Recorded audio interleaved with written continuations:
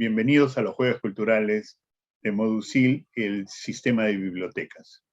En esta oportunidad tengo un gusto de presentar al magíster Serapio Casana Canchis.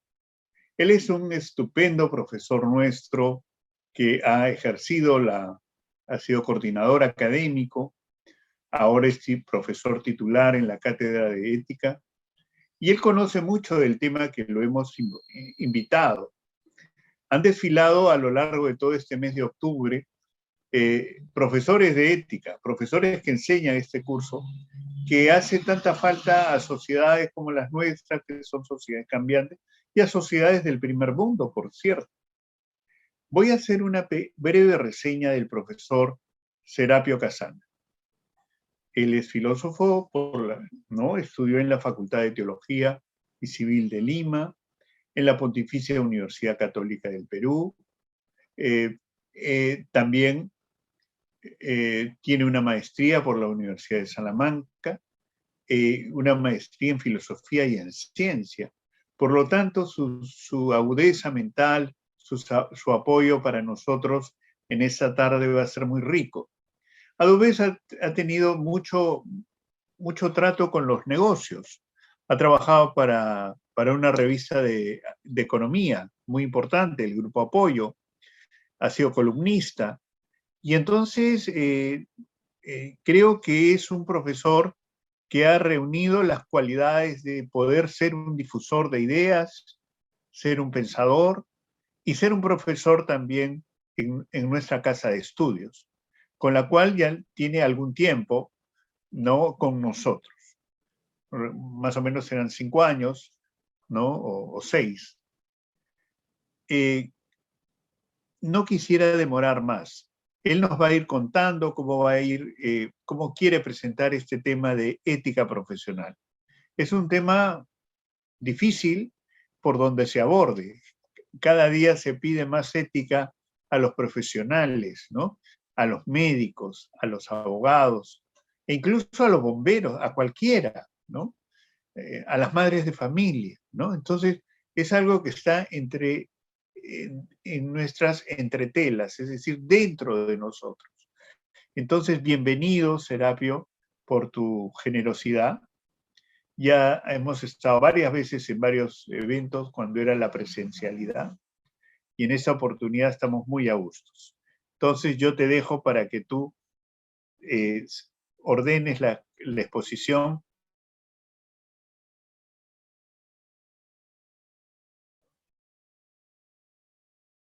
Bien, muchas gracias. Creo que se fue tu audio por un momento también. Bien, vamos a desarrollar el tema de manera siguiente, ¿no? Ante todo, buenas tardes. Como me presentó Enrique, yo he estudiado la carrera de filosofía. Desarrollo algunos de estos temas, porque la ética es una rama de la filosofía. A ver, usaré algunas frases para poder guiarme en el desarrollo del tema ética profesional. Les pediría que por favor, si tienen alguna pregunta, lo vayan anotando, lo hacen llegar por los canales correspondientes y lo tratamos al final. A ver, ¿de qué trata la ética profesional, no? Aquí he hecho algunas anotaciones muy generales porque es probable que usted ya haya llevado el curso de ética en la universidad. La ética general, ética y ciudadanía, Introduction to Ethics, ética y filosofía, etc. Entonces, sobre aquellos conceptos centrales de la ética en general, no vamos a ahondar mucho. Desarrollaremos más lo que es la ética profesional. Entonces, al terminar la sesión de hoy día, nos gustaría que nos llevemos algún conocimiento determinado, ¿no? Por ejemplo, diferenciar indicando sus características, qué es la ética general y qué es la ética aplicada, ¿no? Hoy día vamos a desarrollar fundamentalmente la ética aplicada. Pero la ética aplicada depende de la ética general y en momentos de dilemas morales, dilemas profesionales, nuevamente se regresa a la ética general. Muy bien, desarrollaré el tema de la ética general brevemente porque es probable que en el auditorio ahora tengamos también asistentes que no han llevado los cursos de ética en la universidad, ¿no? Y quizá lo están por llevar. Entonces vamos a hacer una presentación breve de lo que es la ética en general, ¿no? Una distinción muy habitual es diferenciar la ética de la moral, ¿no? La moral, según el consenso académico, más o menos, la moral se refiere a aquellas normas que una sociedad asume como buenas y no tenemos una idea clara de cuándo comienzan, ¿no? Son las normas sociales ya establecidas en la sociedad. Por ejemplo, las formas de saludo, cuando uno llega al trabajo, al centro de estudio, si se da la mano o no se da la mano, etc. Bueno, ahora ya eso ha adquirido sus características propias por las circunstancias, ¿no? La moral, entonces, son aquellas costumbres que ya encontramos, ¿no?, en la sociedad, aquellas ya establecidas, aquellas que asumimos como buenas de manera prácticamente inconsciente, ¿no? Muy bien. En cambio, la ética, ¿no?, se relaciona más con una reflexión analítica, racional, acerca de aquellas normas morales que ya encontramos, ¿no?, acerca de las interacciones humanas que se han ido generando por experiencia y error a través del tiempo. La ética pretende encontrar una explicación, ¿no? Es un enfoque racional académico, ¿no? Y esta reflexión sobre el sentido de las acciones humanas comenzó, como casi todas las disciplinas, comenzó en la antigua Grecia, ¿no? No fue el primero, pero uno de los pensadores destacados en la ética en el mundo antiguo fue Sócrates, Platón, Aristóteles, fundamentalmente esos tres, ¿no? Después también surgió otro pensador, Epicuro, ¿no? ¿Cuál era su objeto de estudio de estos pensadores, ¿no? Ellos se preocupaban por explicar, por identificar cuáles eran los mejores criterios de acción de las personas, de todas las personas y además en todo momento. Porque en la naturaleza existen leyes regulares, permanentes, estables, ¿no? La ley de la gravedad, las estaciones climáticas, etc. Los astros se mueven con cierta regularidad, ¿no? En cambio, el mundo humano es libre, ¿no? En el mundo humano las cosas son de una manera, pero podrían ser de otra manera. El ser humano tiene libertad. Entonces, la ética de estos pensadores se centraba en encontrar los criterios de acción más convenientes para la persona. Sus preguntas eran: ¿cuál era o cuál es el máximo bien de la vida humana? Entonces, por ejemplo, Aristóteles dirá: el objetivo principal al cual se deben orientar todas las acciones es la felicidad, ¿no? En griego, eudaimonía, ¿no? La felicidad, ¿no? Platón decía que la justicia, ¿no?, era aquello a lo cual debíamos tender como individuos, como sociedad, etc., ¿no? Epicuro también pensó que la felicidad era el máximo bien, diferían en cómo alcanzar la felicidad. La felicidad se entendía como una realización en su máxima plenitud de la persona humana, ¿no? Solo que ahora el término felicidad es un poco más restringido, ¿no? Se refiere a los momentos de alegría, de placer, etcétera, ¿no? Para los griegos, la eudaimonía abarcaba mucho más, ¿no? Era una especie de equilibrio interno entre las emociones, entre el intelecto, el desarrollo físico de la persona, la salud, su integración en la sociedad, etcétera. Todo eso era la eudaimonía. Así que cuando traducimos de ese término a felicidad, dejamos algo, ¿no? Dejamos algo en el concepto original. Pero lo que vemos aquí es que la ética en general, ¿no? La ética en su más amplia expresión, se ocupa de aquellos criterios de acción universales, aplicables a toda persona, en toda circunstancia, en todo país y lugar, independientemente de la edad y otras muchas diferencias que pueden existir entre las personas, ¿no? Muy bien, pero hoy día vamos a hablar decíamos, de la ética aplicada. Muy bien, la ética aplicada se orienta a encontrar criterios de acción en circunstancias determinadas y por lo tanto no aplicará a toda persona ni a toda circunstancia. En la sociedad existen diferentes trabajos, diferentes actividades, oficios, y cada actividad tiene un bien que realizar, ¿no? Entonces, cada profesión tiene que identificar aquel tipo de bien que se exige de tal o cual profesión. Y la ética aplicada, ¿no?, se orientará solamente a ese conjunto restringido de acciones dentro de esa disciplina, ¿no? Entonces, aquí ya tomamos esos conceptos generales de la ética como la libertad, la dignidad, la felicidad, etc.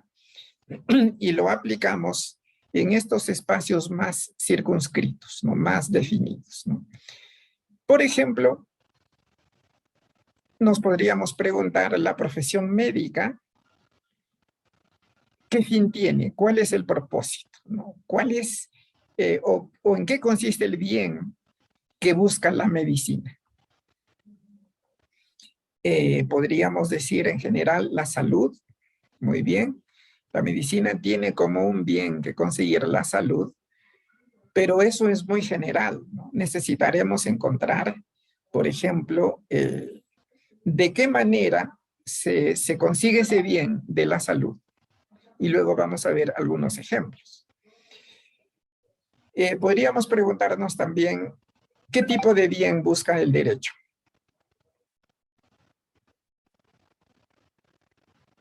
Podríamos decir intuitivamente la justicia, ¿no? La justicia, la aplicación de la ley, etcétera, ¿no? También podríamos preguntarnos la profesión del periodismo, ¿qué bien busca para la sociedad, ¿no? Vamos a poner algunos ejemplos en que, si bien hay un bien general, que sería la vida humana o la dignidad de la vida humana, que es un fin compartido por todas las profesiones, aquí solo he puesto algunas, ¿no? Pero vamos a ver que los protocolos éticos al interior de cada disciplina tiene su propia perspectiva. Pensemos en la medicina. Voy a ir haciendo aquí algunas anotaciones. Por ejemplo, un valor en la ética médica es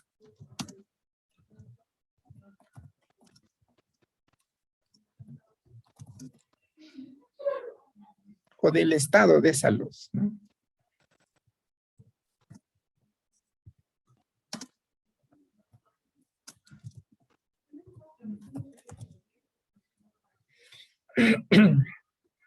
Vamos a resaltar esta palabra.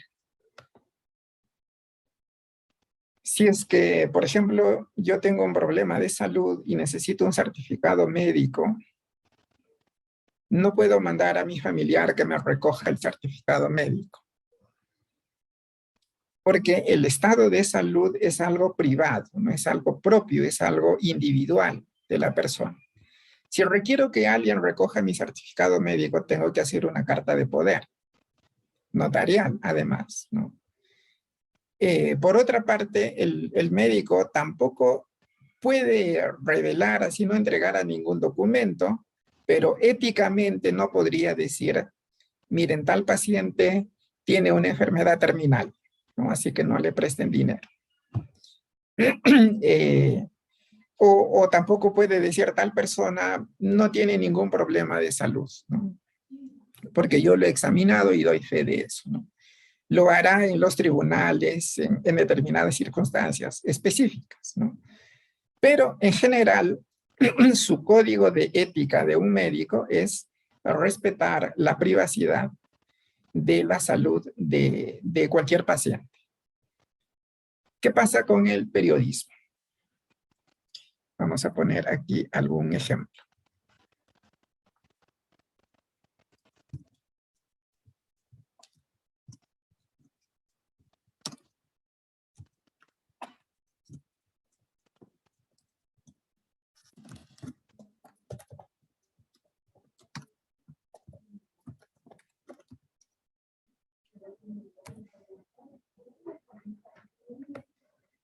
Vamos a resaltar estas palabras.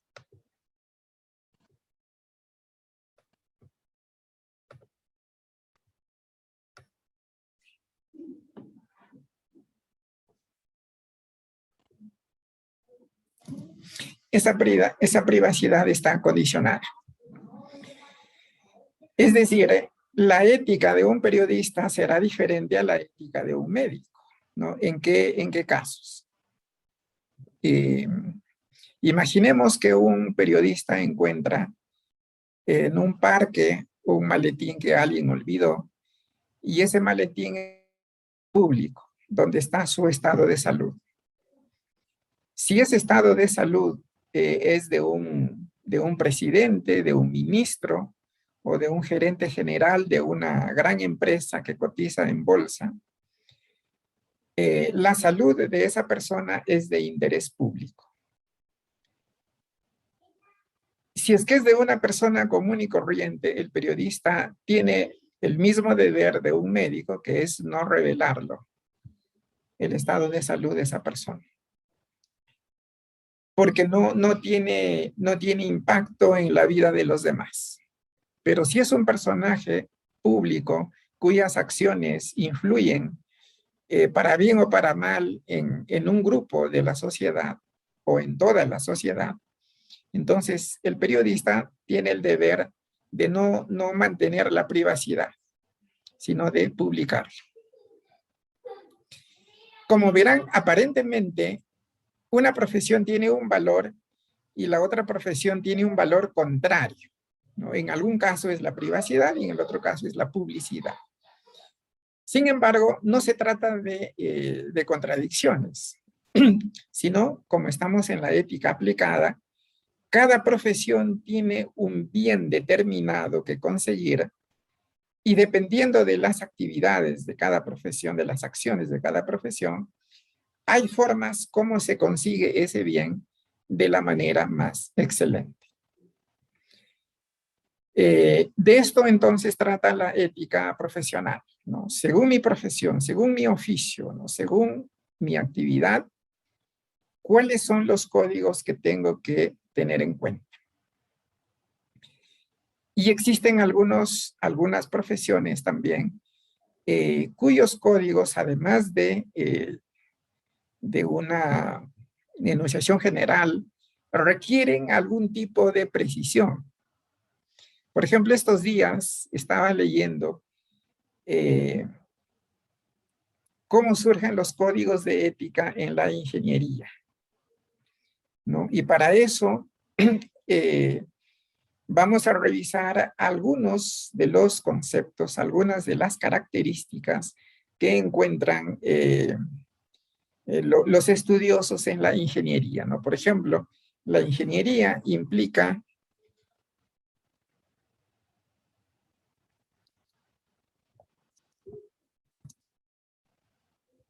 varias cosas, ¿no?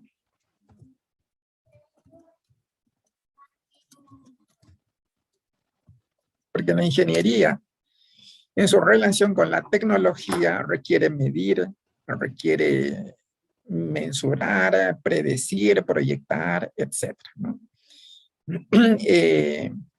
Otra de las características de la ingeniería es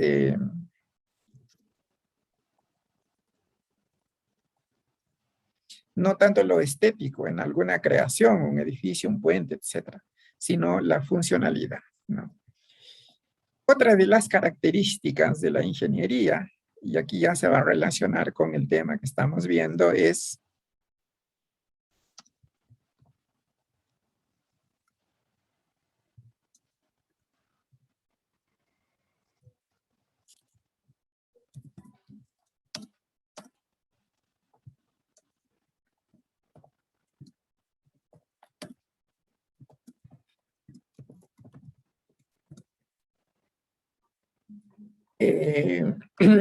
y vamos a resaltar esta característica.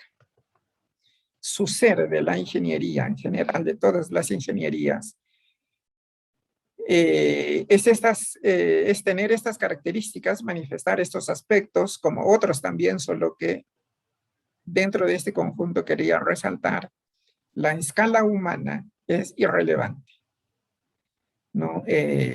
Las máquinas ingenieriles tienen una fuerza tremenda, la robótica, la inteligencia artificial está dentro de lo nano, ¿no? Que pueden realizar operaciones complejas, etc. Es decir, la medida humana ya no resulta relevante para la ingeniería, ¿no? Esta característica implica también que sus consecuencias generales de la ingeniería pueden llegar a instrumentalizar al ser humano en algunas cuestiones, ¿no? Puesto que de manera general ya le es irrelevante, ¿no? ¿Cómo pueden impactar, ¿no?, a las personas humanas? Por ejemplo, con la automatización, con la pérdida de trabajo, con la automatización, etc. Entonces, esto ya no se presenta como un criterio establecido de ética profesional, sino más bien abre una pregunta. Teniendo en cuenta sus efectos en el medio ambiente, en la medicina, en la salud, etc., las ingenierías requieren alguna pauta determinada en sus códigos éticos. Eso es un punto en debate, ¿no? Pero las ingenierías en general son las profesiones que más han avanzado en determinar ciertas pautas de acción. ¿Esto a qué nos está llevando, a qué nos está conduciendo? A que la ética profesional no es algo totalmente establecido. Se está cambiando constantemente. Incluso un código de ética de una profesión en el Perú puede tener diferencias con un código de ética de la misma profesión en otro país.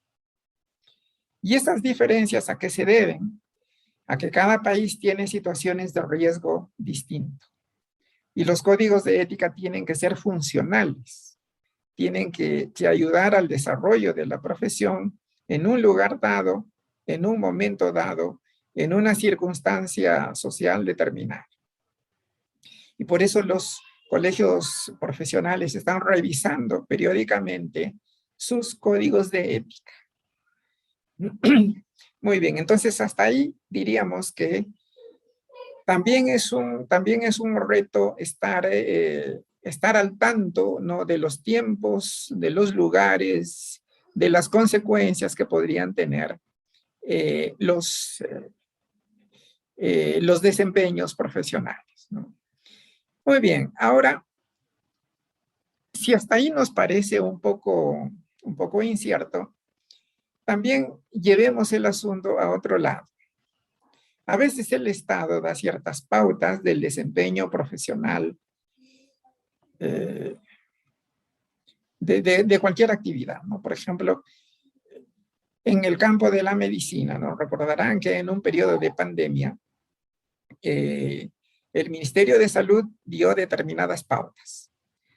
A todo paciente con síntomas tales se le debe administrar tal y tal medicamento, protocolos definidos, ¿no? Para todo el mundo. Ahora, desde una perspectiva, una profesión tendrá dentro de su código obedecer a las leyes del país donde se encuentre, ¿no? Por principio no podría ir en contra de las normas del país donde se encuentre. Pero eso podría estar en ciertas diferencias con el código de ética de un colegio profesional, ¿no? Por ejemplo, de un colegio médico. Sus pautas profesionales pueden diferir a las normas del Estado. Y ahí también la ética profesional tiene que buscar un punto medio, ¿no?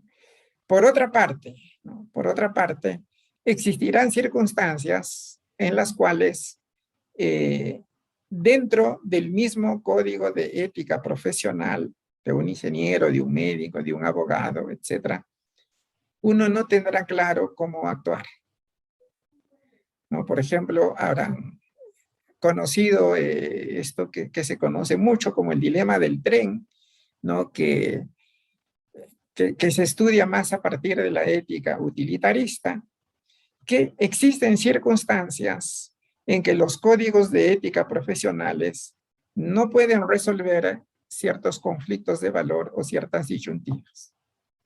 Si tengo recursos médicos escasos y tengo muchos pacientes que atender y todos están en el mismo grado de complejidad, ¿a quién salvar? ¿No? Esos ejemplos, el dilema del tren, que antes se veía simplemente como ejercicios mentales, pero que en la realidad nunca lo encontrábamos, se ha visto en miles de situaciones durante la última pandemia, ¿no? Entonces ahí los códigos de ética profesionales también tienen sus propios límites, ¿no? Porque la realidad siempre, ¿no? Siempre implica desbordar determinado número de pautas, ¿no? ¿Qué hacer en estas circunstancias? Se vuelve a la ética general, ¿no? A la ética general, por ejemplo, del utilitarismo, que dice, en esas circunstancias se debe procurar el mayor bien posible para el mayor número de personas y al menor costo posible, no un costo humano, costo futuro en determinadas circunstancias o sacrificios que tendría que hacer una sociedad, ¿no? Se tendría que reducir al máximo las consecuencias de una determinada acción, pero optar por el bien mayor. Otra de las pautas de la ética general será de Immanuel Kant, que dice, siempre debes tratar a la persona humana, ya sea en tu propia persona, como en la persona de tu vecino, de un extraño, incluso de tu enemigo, siempre como un bien en sí mismo y nunca como un medio, ¿no? Solo como un ejemplo ponemos esos dos principios de la ética general que ayudan en estos momentos de dilemas, de conflictos, para determinar cuál es el mejor criterio de acción posible, ¿no? He querido, dentro de la conversación de hoy día, he querido poner en relevancia estas cuestiones que no son tan claras, porque muchos de ustedes cuando estén en el desempeño profesional concreto, también se van a encontrar, ¿no? en esos dilemas. Entonces, frente a eso, necesitamos no el aprendizaje del reglamento tal, simplemente, sino desarrollar capacidades de raciocinio moral, capacidades de argumentación moral, para que en esos momentos decidamos de la mejor manera posible, con el menor daño posible, ¿no? Procurando el bien del mayor número de personas, ¿no? No va a ser tan sencillo, ¿no? Pero al menos disminuye la incertidumbre, ¿no? De todos modos, nos posibilita algo de acción, ¿no?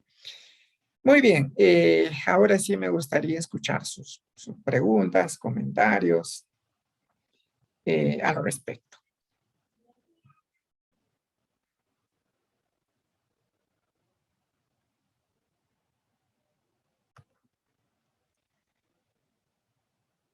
No sé si lo han enviado a Enrique o lo pueden escribir por el chat también.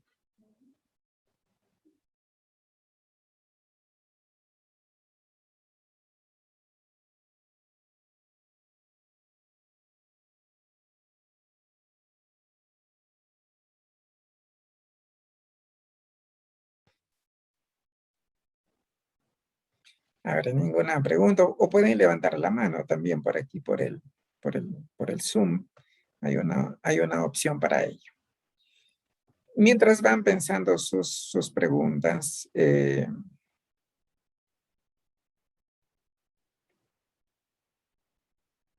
mientras piensan sus preguntas, les comento lo siguiente, ¿no? La ética en general, la ética aplicada fundamentalmente, no es algo estático, no es algo estable. En los avances tecnológicos, los avances culturales, las migraciones, ¿no? Las migraciones masivas que generan encuentros, a veces choques entre culturas, demandan que los criterios de acción o los criterios para interactuar entre personas con diferentes sistemas de valores se estén abusando, se estén revisando constantemente. Sin embargo, los principios generales se mantienen, ¿no? A veces cuando uno, dentro del ámbito de la ética profesional, uno observa cambios que a veces parecen contrapuestos, uno tiende a pensar que todo es relativo. Entonces, si esto es de una manera y podría ser de otra, entonces ya todo tiene igual valor. Todas las opiniones valen y no hay superioridad de criterio. Eso se conoce como relativismo. No es tan así. La diversidad de pautas, de normas específicas, tienen que estar en concordancia con principios generales, principios universales que son más permanentes. Por ejemplo, la libertad humana. Puede tener diferentes grados y niveles, pero es un principio universal que debemos tener en cuenta, ¿no? Libertad de pensamiento, de movimiento, libertad en varios aspectos, con sus pautas o reglamentos, etcétera, pero no se puede restringir la libertad sin más, ¿no? O también la dignidad humana, ¿no? El valor de la persona humana como fin máximo de todo tipo de acción. Eso también no se puede relativizar, ¿no? Habrá circunstancias especiales que nos hagan restringir algunas cuestiones que son inherentes a la persona humana, como la libertad, ¿no? Pero eso será también según determinadas pautas, ¿no? Y no implica que la dignidad humana pueda ser relativa, pueda intercambiarse, pueda instrumentalizarse, ¿no? Muy bien, a ver, ahora sí, nuevamente les invito a expresar sus preguntas, a ver qué nos comentan por aquí. A ver, ya tengo aquí algunos. A ver, Astrid nos dice, ¿la ética es evolutiva o es una acción propia que se desarrolla dependiendo del entorno? Es una conjunción, ¿no? Una conjunción entre esos aspectos. Por una parte evoluciona, por ejemplo, hasta en el libro que es el fundamento de la ética occidental, ¿no? Que es la Biblia, se nota ciertas adaptaciones de acuerdo con las circunstancias, ¿no? De acuerdo con el entorno. En cada caso es objetivo, ¿no? En cada caso responde a una determinada circunstancia. Pero eso en las normas específicas, ¿no? Pero los principios generales se mantienen. Diríamos que la ética general se mantiene, ¿no? Un ejemplo adicional a lo que ya comentaba antes. El respeto a los padres y el cuidado a los niños. Ese es un principio general, ¿no? Desde los tiempos de Abraham, etcétera, o en las civilizaciones de la India, la China, Mesoamérica, ¿no? Siempre los padres han tenido un respeto de parte de sus hijos. Y también se cuida, es un mandato cuidar a los hijos menores, ¿no? Esos principios no cambian. Lo que cambia, lo que evoluciona es la manera como uno realiza ese principio general. Los principios generales son pocos, ¿no? Lo que más cambian son las normas específicas. No, muy bien, a ver, Luana nos comenta por aquí. ¿Cuál cree que es la motivación de actuar bien de las personas? Muy buena pregunta. Muy buena pregunta, ¿por qué? Porque a menudo los estados, las empresas, las organizaciones tienen su código de ética y todos conocen los códigos de ética, pero ¿por qué no hay una acción concordante con ese código, ¿no? Y es que faltan las motivaciones, ¿no? Ahí hay que revisar, por ejemplo, la ética aristotélica. Aristóteles dice, nuestras acciones tienen que tender a un bien, tienen que orientarse a un fin.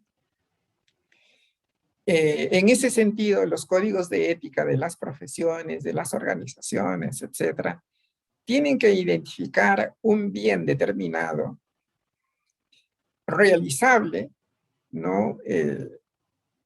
Beneficioso para los usuarios, los que van a ser usuarios finales del desempeño profesional, también para las mismas profesiones, para los profesionales, perdón. Es decir, las pautas de acción moral tienen que ser definidas y tienen que tener una claridad orientada a un objetivo que las personas buscan, ¿no? Porque si son así generales, ¿no? Como paz, libertad, confianza, etcétera, son muy abstractos, ¿no? Son muy abstractos. Los valores, ¿no? Las pautas morales tienen que ser bastante circunscritas, bastante definidas, bastante concretas, de tal manera que las personas se van a sentir motivadas a actuar en consonancia con esos principios. No será algo tan abstracto, sino que su cumplimiento evidenciará algún bien determinado, ¿no? En ese sentido, la ética tendría que tener un contenido, ¿no? Una finalidad concreta, no solamente una declaración general, ¿no?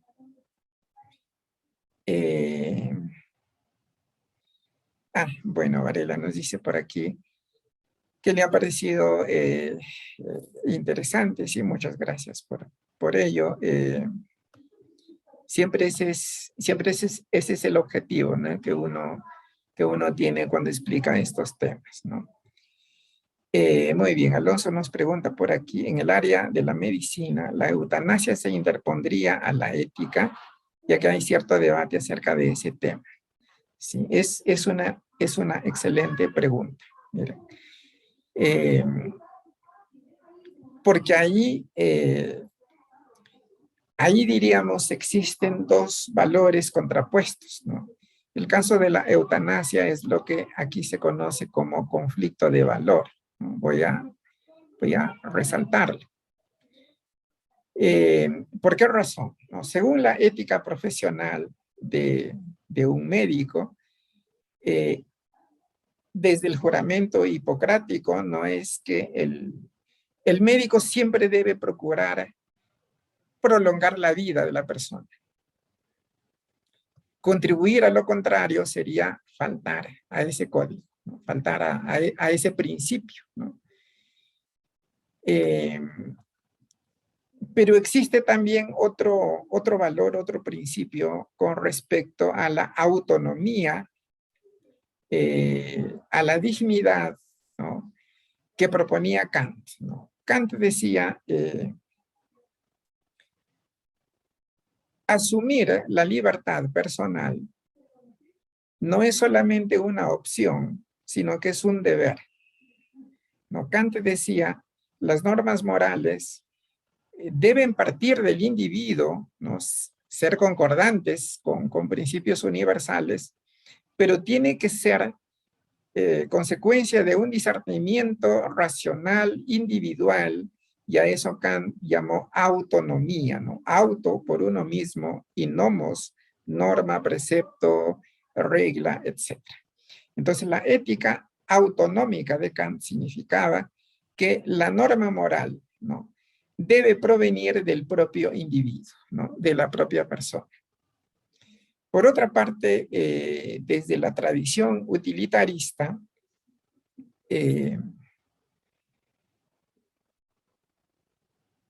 el principio de libertad, ¿no? Consiste en lo siguiente.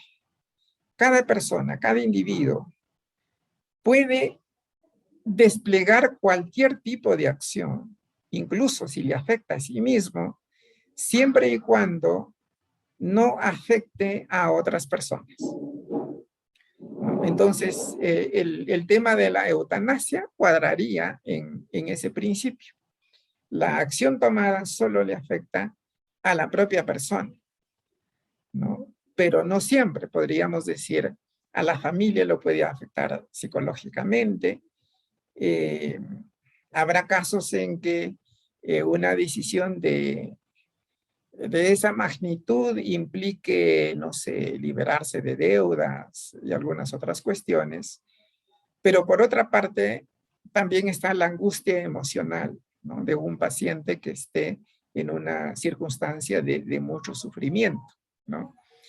Entonces ahí, según el utilitarismo, según la ética del deber de Kant, y según el juramento hipocrático, tendríamos tres posiciones, ¿no? Ese es un ejemplo de conflicto de valor. En esos casos, igual se tiene que tomar acciones. La decisión final tendrá que tomarlo la propia persona, ¿no? Desde determinada perspectiva, ¿no? Desde la ética de la autonomía.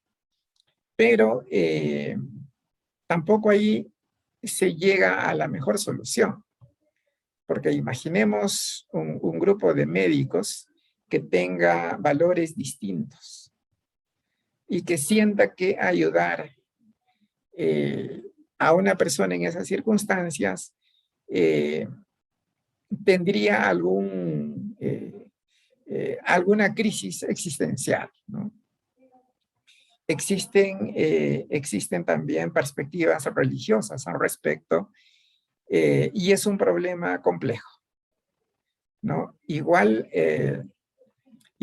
más o menos por dónde debería ir la respuesta sería por la lucidez del propio paciente, ¿no? Que no lo tome con desesperación.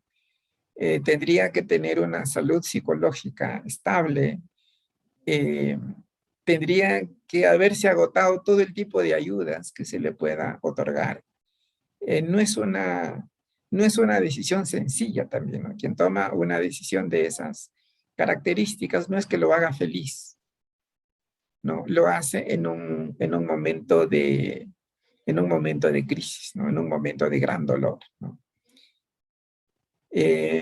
Muy bien, a ver, no sé cuánto tiempo tenemos más, Enrique, creo que ya nos sobrepasamos el tiempo, ¿no? A ver, no sé si Enrique está por No, ahí. sí, estoy acá, ¿no? Atento, Okay. atento a tus indicaciones.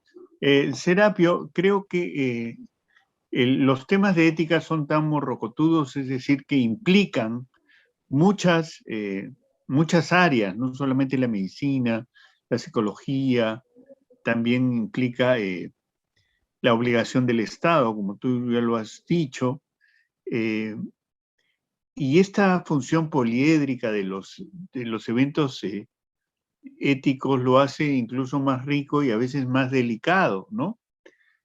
Una respuesta, no hay una sola respuesta, hay respuestas de acuerdo al hecho, de acuerdo al momento, de acuerdo a la función. A mí me emociona mucho, perdona que me salga un poco del tema, pero creo que tiene que ver, y con esto ya termino, es la sanción ética que, que tienen los judíos frente a la adúltera, ¿no? La apedrean, ¿no? Y Cristo la perdona y le dice no peques más, ¿no? O sea, hay dos éticas, ¿no? Una ética mosaica y una ética del Nuevo Testamento. Y eso en un hecho real, en un hecho exacto, está hecha para esa persona que había que hacerle, aplicarle esa norma. Eh, y entonces un poco me ha gustado cómo has planteado porque entra muy en juego la profesión, entra muy en juego la circunstancia de la persona, ¿no? Si es uno un joven, si es uno un anciano como yo. O sea, te das cuenta, o sea, tiene una serie no, o sea, no se le va a pedir a un viejito que piense como un adolescente. Entonces, sí, tiene sus cosas. Pero yo me callo, Serapio, porque tú eres el que conoce más. Más preguntas, por favor. Tenemos para 2 preguntas nada más. Sí, muy ¿No se bien, ¿no? anima? Mientras piensan en ello, sí, los filósofos antiguos, ¿no? Cuando reflexionaban sobre las acciones humanas, como lo estamos haciendo ahora, hacían una metáfora, ¿no? Y esa metáfora era el arte de la navegación, ¿no? Salir de un puerto y orientarse a otro puerto. La vida humana era como un viaje, ¿no? Donde podía haber naufragios, ¿no?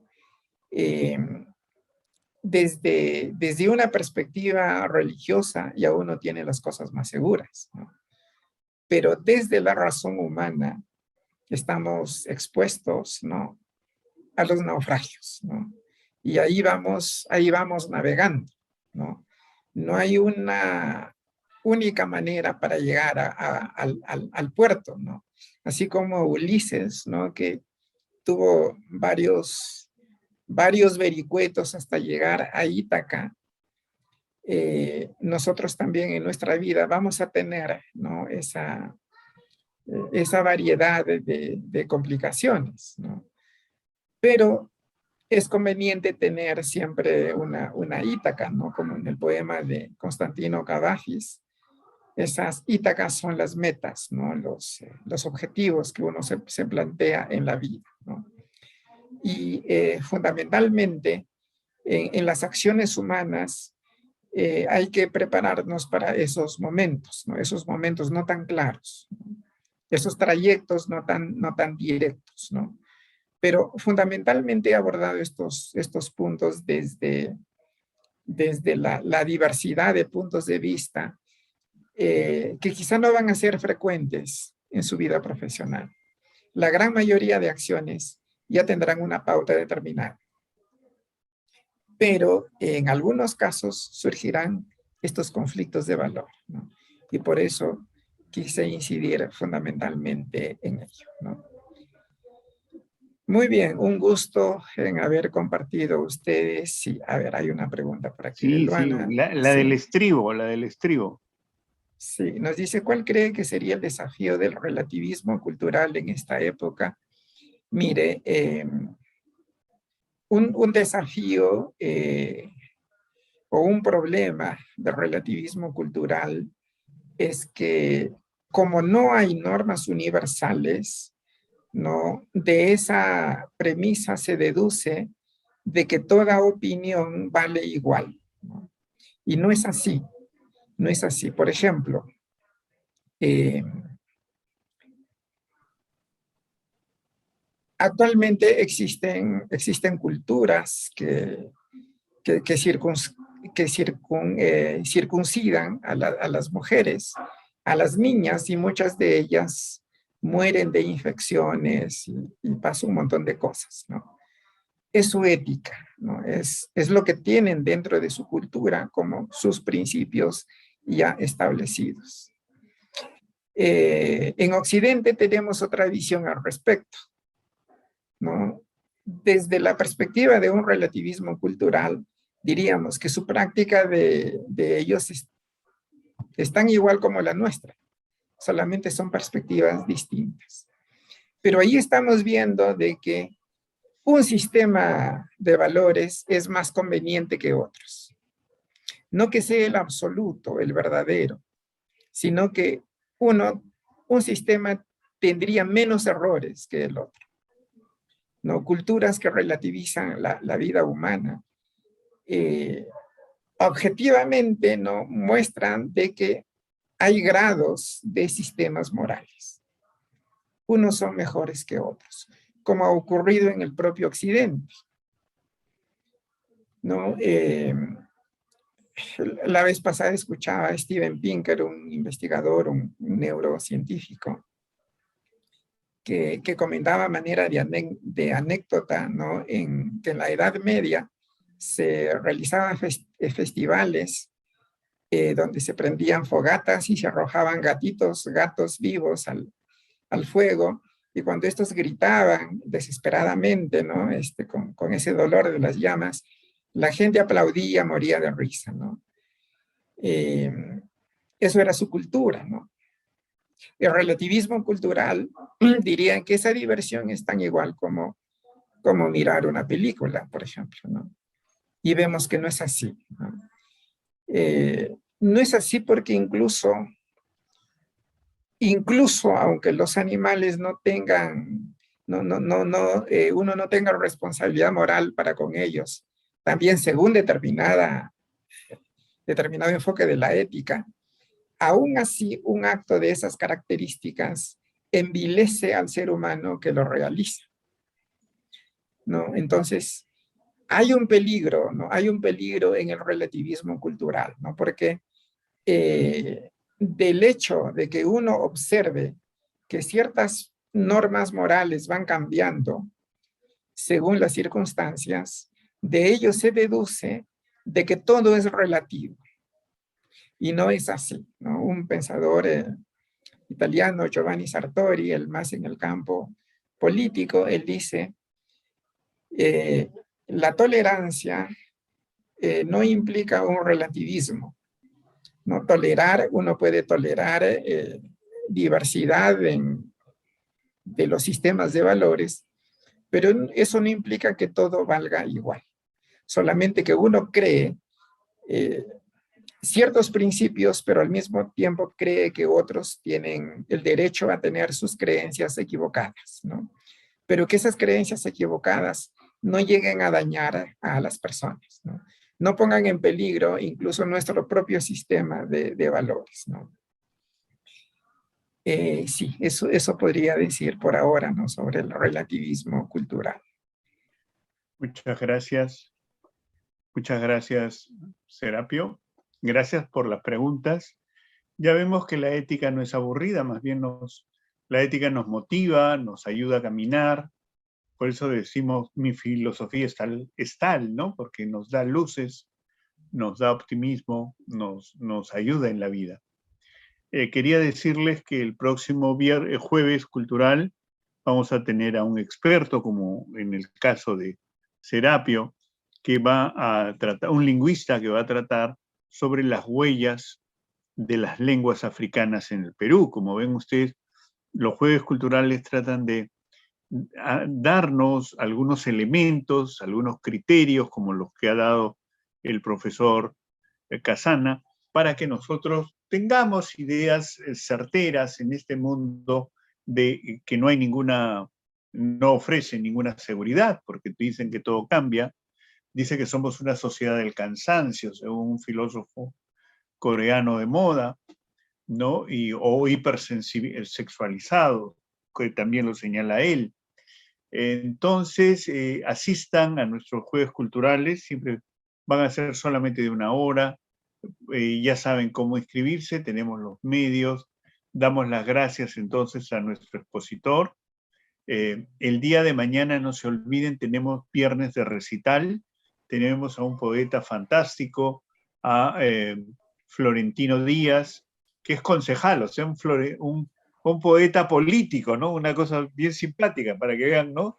Este poeta político viene mañana a hablar de poesía urbana, es un experto, tiene muchos libros sobre eso, a las 4 de la tarde. Entonces quedan cordialmente invitados a que nos lea su poesía, que nos haga sus interpretaciones. Ha viajado mucho, conoce muchísimo también. Y entonces es eso.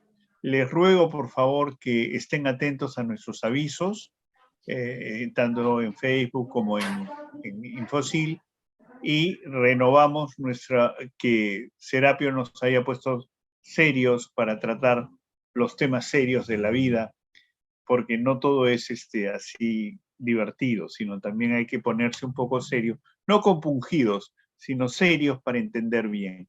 Gracias por habernos ayudado a comprender los temas difíciles de la ética, Serapio, y esperamos que algún día nos aceptes otra invitación para estos jueves culturales que son muy gratificantes para la comunidad universitaria.